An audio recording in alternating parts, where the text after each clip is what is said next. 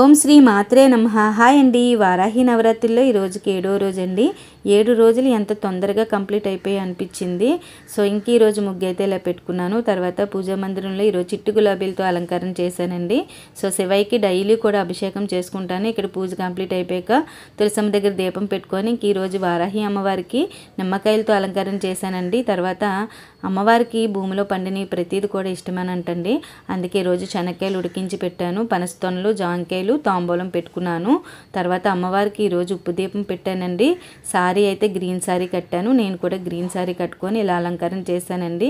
So Varahi అమ్మవారు అంటే చాలామంది భయపడుతూ ఉంటారండి. అందరు అమ్మవార్లు ఎలా ఉంటారో ఈ అమ్మవారు కూడా అలానే ఉంటారండి. ఏం భయపడక్కర్లేదు. ప్రతి ఒక్కరు కూడా పూజ చేసుకోవచ్చండి. నేను 3 సంవత్సరాల నుంచి అమ్మవారిని అయితే పటం పెట్టుకొని పూజిస్తూ ఉన్నానండి.